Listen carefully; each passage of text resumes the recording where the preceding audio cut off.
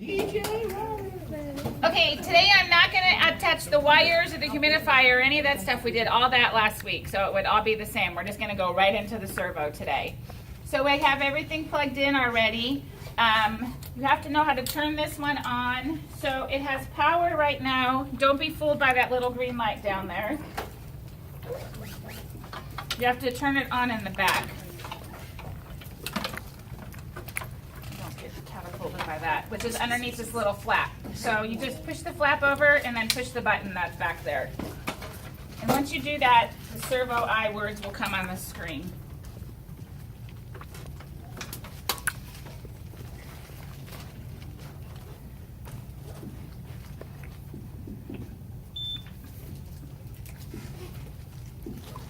And now it's going to say, do you want to start pre-use check?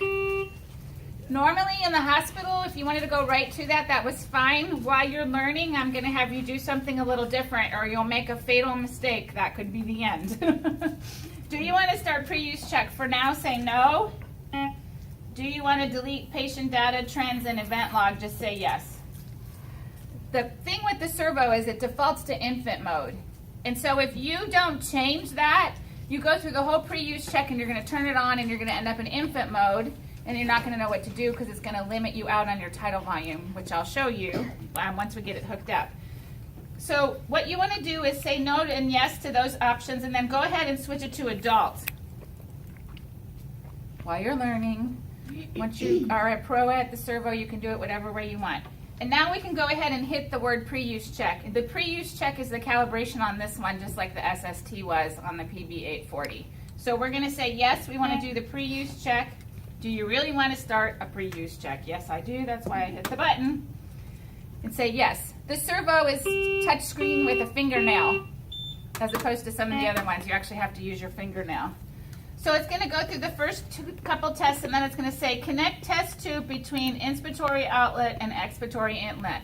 It's not talking about the circuit. It's talking about a test tube that's actually down in this drawer. So this is a push button. You push it, the drawer opens, and there's no test lung. Fabulous. Maybe it's in the other drawer. There it is. There's two drawers. It's this piece right here. So you're going to take that and you're going to attach it over here on this side.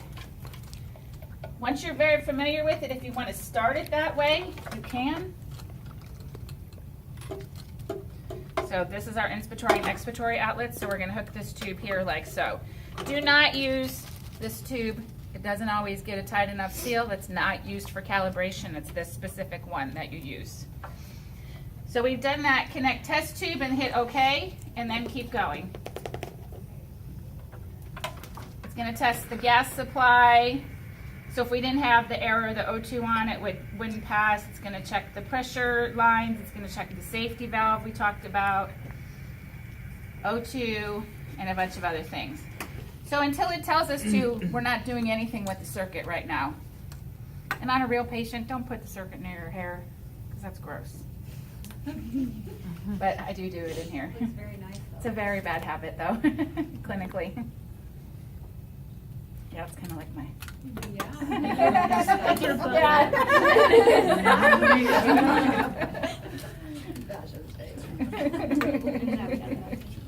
What? I know. And it's going on YouTube. Yeah, trust me, there's worse out there. Last time, I shouldn't even say it because I'm still on tape, but last time we got to talking about those hemostats like it was a roach clip. Oh, that was your class, that's right. Yeah. That was Chris's class. Only in Chris's class would that happen too. Chris's old class. That was a very funny day. Okay, this is a new one. Estimated life length of the O2 cell has been reached. Please replace the O2 cell. We can't do that. It has to go out for service for that. So we're just going to hit continue. That would be an internal thing that would have to be done. You'd have to send it to Biomed. So it's probably not going to pass.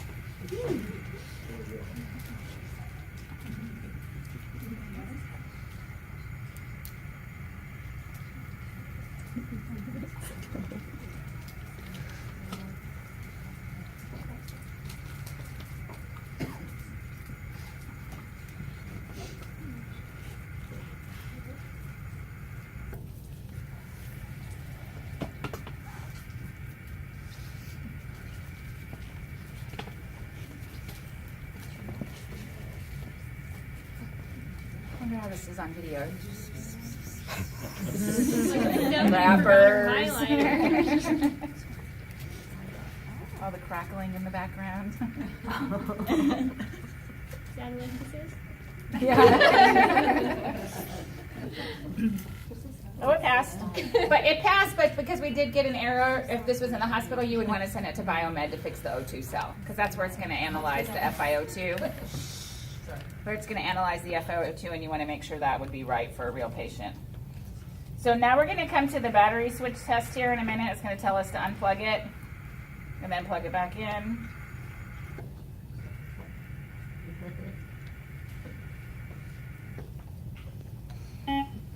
So please unplug power cord, and then it's going to beep again. It's going to say plug in power cord. Plug it back in. It just tests that the battery's working. Connect patient circuit and block Y piece. So now I can put my circuit on. Let's go ahead and put this back in your drawer. Oh, that was locked.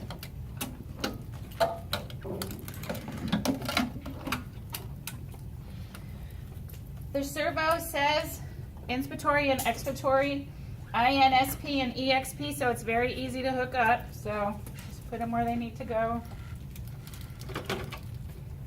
We would have filters and wires and everything if we were going to be doing this for anything but this. And then block the Y piece. Anytime you're doing a patient circuit test, remember it's checking the integrity of the circuit, so it wants to make sure there's no air leaking anywhere. So it's always required that it be blocked. Should you wear gloves for that? Yeah. Yep.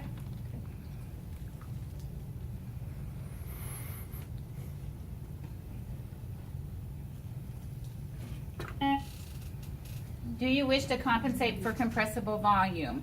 You always want to say yes to this.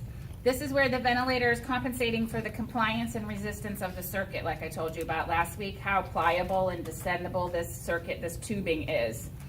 So you want to say yes, and it's all passed. There's one time that sometimes it'll tell you your volumes are too large. That's in the patient circuit test, and it tells you to check the circuit and the exhalation valve. You'll learn about what the exhalation valve is more next week, but for right now I just want to show you where it is. Down here, above where the drawer is, there's a little blue tab there that you push up, and this whole piece will come out. And then in here, you want to come get a close-up. You want to see where this is. You're going to push this button and lift it out. And this whole piece here, this here is your actual exhalation valve. Sometimes this just needs to be opened up, taken out, and put back in. This is a very important part of the ventilator.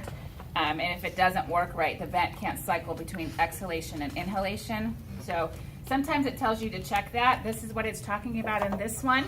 So if you put it back in, you're going to put this little groove here right into the metal bar. Snaps down in place. And it has not actually snapped in. You can hear it kind of, the button is still pushed down right now. You can actually hear it pop into place when it's in right. So if you get that error, check your circuit and check the exhalation valve, which is in here, by taking it out, kind of push your finger on it and put it back in and make sure it's secured and close it. But it didn't come up today, but it's probably one of the most common errors that we get on this one during the calibration. So then we can hit OK. And we ask us to delete patient data again, and we can just say yes. So here you'll see that the pre-use check says passed. Patient circuits test says passed because we did it as part of the pre-use check. If you have to change your circuit on your patient for any reason, you don't have to go through a whole calibration again to check that circuit. You can just run the patient circuit test by itself, which is why it's there. Okay? All right, so to begin ventilating, you have to push this button that's lit up orange right now. You have to push that to get it out of the standby screen. And we can hook up. So I don't forget, let me show you right now what happens if it's in infant mode. If you didn't change out of this mode and left it in out of adult and left it in infant, you'll see there's a little pink baby up here on the left-hand side. Normally you should see a blue, what looks like a blue adult person. Right now we got a pink baby. So pink baby means infant mode. If I go to ventilate in infant mode, and I go to my volumes, what happens is it's not going to let you go any higher than where it is right now, and it'll give you errors. And you're going to have like a tidal volume of like 400 or 500, and it won't let you do it, and you won't be able to figure out why. And the reason is because you're in baby mode, and so it doesn't want to make the volumes that big. So it will happen, and if it's testing and that mistake has been made, you got to be able to figure out what's wrong and get out of it. So we're going to put it back in adult mode. To get out of this screen and go back to where we were, we have to put the vent on standby, which you need to know how to do anyways. So when you're on the servo, to put it on standby, you just push the same button that we did to start ventilating, and then it says, do you really want to go to standby? And you say yes. Now we could go back and switch it to adult and go from there. So Does it give you the option to go back to your same patient with the same settings?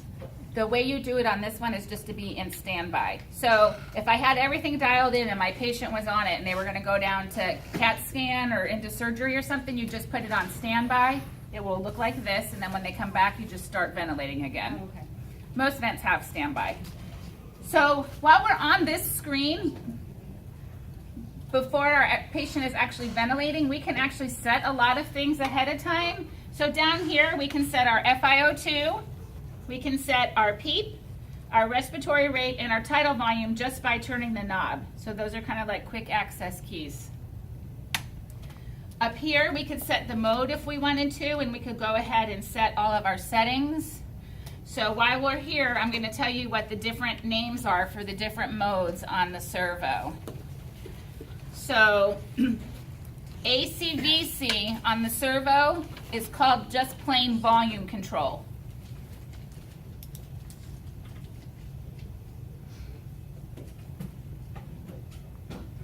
So ACVC on the servo is called just volume control. It has nothing else in front of it, just those two words. ACPC on the servo is called just plain pressure control, just the words pressure control. And ACPRVC is just PRVC. So you'll see the first three modes listed here are volume control, pressure control, and PRVC. Those are all assist control of those versions. So assist control, volume control, assist control, pressure control, and assist control, PRVC. They're just volume control, pressure control, and PRVC. So the servo doesn't specify that that's an assist control, but that's what those are. If you go down, there's pressure support and CPAP, which is weaning, with no rate, letting our patient breathe spontaneously on their own. And then the SIMV modes all have the words SIMV in front of them. So instead of saying just volume control, it says SIMV volume control. And it says plus pressure support because that's something that's in addition that you can have in SIMV. So SIMV volume control is SIMV, and then in parentheses it says VOLCONTR. It's abbreviated for volume control. For pressure control SIMV, it has SIMV, and then in parentheses it says PRESSCONTRL. So abbreviations for pressure control, plus pressure support. And then SIMV, PRVC says SIMV and PRVC in parentheses. So this one's fairly straightforward as well. If it's one of the SIMV modes, it says it's SIMV with the appropriate volume or pressure. And if it has just volume control, pressure control, or PRVC, those are the assist control versions. Okay? The next tab up here is auto mode, just to keep it very simple for right now. Auto mode is a weaning mode that would shift between a spontaneous and a full support rate at the same time. So if my patient, and I'll give you a good example of when it's used, in a post-op patient who comes out of surgery, they're real groggy, but they're kind of waking up. So you want the patient to breathe spontaneously on their own because our goal in post-op patients is to get them off as quick as we can. But maybe they keep kind of dozing off and going apneic. So on a regular vent, you would get nonstop alarms. My patient's apneic and get alarms, and you have to come in and fix it, and then they start breathing again. Well, in auto mode, it's a great mode because it allows the vent to automatically cycle back in between full support and spontaneous. So if my patient's breathing, it lets them do all the work on their own. If they, in this example, fall asleep because they're groggy with their medicine and they go apneic, it will go kick back in and go into full support without alarming. So it's not like you have to come in there all the time. So it's used for one of those patients where you know they need full support at times, but we also want them to breathe on their own at times. So it'll go back and forth on your own within the set parameters, which we'll learn about later. And then admit patient is nothing. That's where you put in a bunch of patient data, which we're not doing. The other option that you'll see is the word nebulizer up here. It's not here in ours because ours do not have a nebulizer option. But if your vent did, it would be right here. This would allow you to run the run the nebulizer through the ventilator. We don't usually use those, but you can use it. The ventilator actually powers the nebulizer. It tends to take a long time that way, but that's where it would be if you were at a hospital that was using it. As well, if for some reason you're running on the battery, you cannot run the nebulizer. So if you were down in an area, there's some versions of the servos that are portable. So if you were running on battery for any reason, you could not use the nebulizer option. It has to be plugged in. Status window up here. Whoops, let me get out of that. See, that's why I said it's your nails. It's real finicky. Okay. Status window just gives you a lot of general information. What version of software you're working in, what is the battery backup, when is the next preventative maintenance due, O2 cell, expiratory cassette, that's the exhalation valve part I was telling you about. The batteries, it would tell you how long you have left on the batteries, and things like that. Please know that batteries on a ventilator are not meant to last for hours. They're meant to last like 30, 45 minutes. This is a lot of machine here. And you're talking about a small battery. So it's really, truly only an emergency. So that's our status window. Let's see, over here is your alarms. So this one here is our alarm reset. This is here where we can actually set our alarms. And remember, that is one of the areas that we would want to go to. So we can set the alarms that are here. Trends is something we'll look at later on, but if you wanted to trend information over time, you could do that here.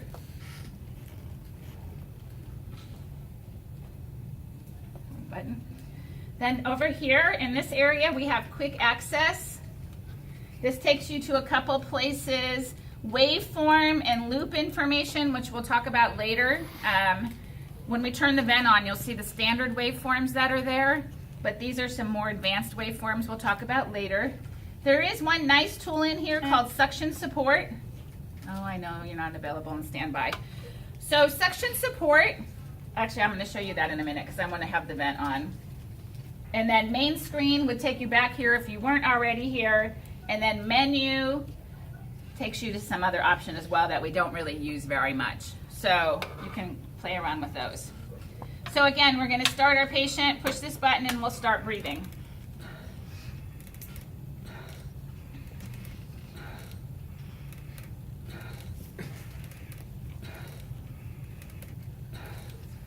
So this will be the main screen you'll come up to.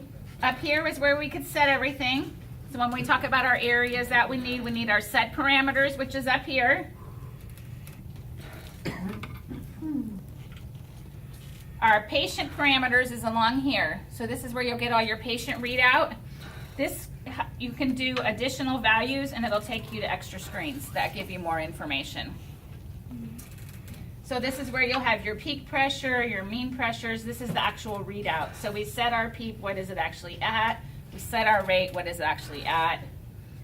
VTI and VTE, we have inhaled minute, inspiratory tidal volume and expiratory tidal volume. I'll explain next week. You always want to use expiratory tidal volume. That's the number that you want. Additional values will take you to your plateau and some other measurements. And I I will show you how to get that. So if we're on the servo and we want to get our plateau pressure, remember that's the holding pressure and we have to do the inspiratory pause to get that? Well, we have to do the inspiratory pause, and on the servo we have to do an expiratory pause. So those buttons are down here. So, and then on the screen, when you do this, you want to be flipped to the screen where the plateau reading is. So we're going to do inspiratory hold, and then up on the upper left-hand corner, you'll see it says inspiratory hold active. You get your plateau reading, and then go right into an expiratory hold. It'll say expiratory hold active, and then stop. And then you had to get your P-plat. You have to practice this one because you have to get it quick. It was 28, and then you go to next page, and it will show you your compliance and your resistance readouts. For that one, does it go back into regulating? How on some of we have to go to control and push pause and then go back into... You don't do all that on this one. You're just going to go and do the pause, and then it'll go off. And then, so that's how you'll get that. One thing that the servo defaults to that you also have to change in the area where you guys set your settings, the inspiratory pause always defaults to 10%. You need to turn it to 0. An inspiratory pause would be like putting a breath hold on every patient, which we don't routinely do. So you want to turn that to 0. Underneath, besides for the buttons that are here to change your numbers that we told you about, you have your start breath, which would be just like the manual breath. Remember I showed you on the PB, if you just feel the desire to give your patient a breath, that's what that is. That's not what starts the ventilator. That just gives a manual breath. You have your O2 breaths, which is for your suction, and then your inspiratory hold and your expiratory hold. The last thing to mention on this one is I mentioned suction support, which is under the quick access key. This is actually not 100% FiO2 suction. When you're suctioning someone, you go to the O2 breaths down here at the bottom. Suction support is really nice. It was originally put on, so if you were going to suction somebody, like we talked about when we were intubating, we're going to undo a circuit and use an old-fashioned suction catheter and suction that way. Let's say we might still have to do it, let's say if we wanted to bag and lavage our patient. So what happens when you unhook your circuit is air is going to blow through here because the vent's trying to compensate for what it thinks is a problem. And your nurse is right there, and guess what? Water is spraying everywhere, and everybody's going to be pissed. So you need to do this anytime you're going to unhook your patient, even if you like have to change filters or anything like that. What this will do is we hit suction support, hit accept, and it stops that flow. And it'll do that for 120 seconds. And as soon as you're done with whatever you were doing, don't do it for 2 minutes, that's too long. You hook it back up and it'll automatically start breathing again. See? And you could just hit cancel because it's not going to do it anymore. So that's a really nice feature. Only the servo has that. No internal air compressor on this one. Alarms. When you have the big thing about knowing the alarm difference on this one, I think the high priority alarms are red. See, that's a high priority, so it's going to be loud and red. And then if I can see if I can get a lower priority. They're yellow.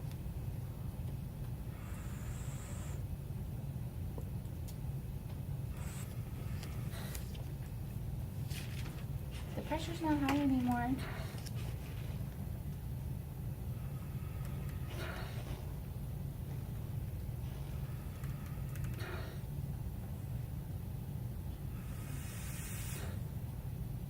Well, I can't seem to.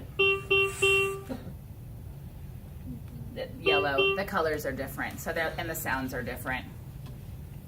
So other than that, that's pretty much servo in a nutshell. It's fairly straightforward and not very complicated. It's a really nice vent. Any questions? All right, help me put this stuff away real quick. I guess. Is the transport one set up like that too? It's pretty close. I don't know if that's exactly the same. I actually haven't seen one. Can